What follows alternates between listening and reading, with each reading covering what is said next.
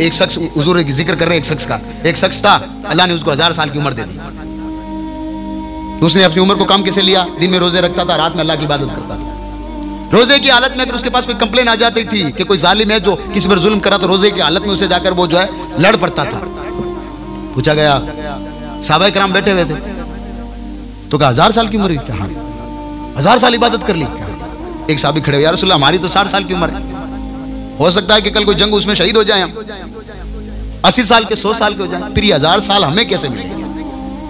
कैसे मिलेंगे ये? अब जब ये तड़प जब पैदा होती ना अल्लाह तबारक तआला की बारगाह में, तो वो साहबा थे सामने जो थे ना, वो जो बात कहते थे ना, अल्लाह तबारक तआला जिब्राइल को फौरन भेज देता था, ये मेरे नबी सल्लल्लाहु अलैहि वसल्लम के साथी साहबा साथी को कहते हैं। ये जो कह रहा है इनकी बात पहले मुकम्मल करो। अब एक आदमी बनी इसराइल के एक आदमी का जिक्र आका कर रहे हैं का, ये एक बंदा था, 1000 साल की अल्लाह ने उसको उम्र दी थी, और दिन में रोजे रखा करता था, रात में इबादत करता था। अगर कोई बीच में कोई भी उसके पास इंसाफ मांगने को आता था, जालिम होता तो उसे लड़ लेता था, रोजे की हालत। साहबा बताओ उसके बाद नेकियां कितनी होगी? एक साहबी कहते हैं यार ये मानते थे अपने आप में। अब वो एक ने कहा कि यार रसूलल्लाह फिर ये तो ऐसा तो हमें भी चाहिए, हमारी उम्र तो बहुत कम है।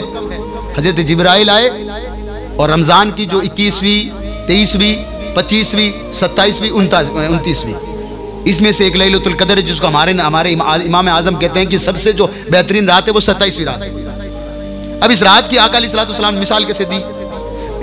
इतनी खूबसूरत मिसाल दी, आका ने मिसाल दी, उससे पहले कुरान ने मिसाल दे दी। कुरान कहता है वमा अदराका मा लैलतुल कदर, तुम क्या जानते हो ये लैलतुल कदर क्या है? ये लैलतुल कदर 1000 रातों से अफजल है।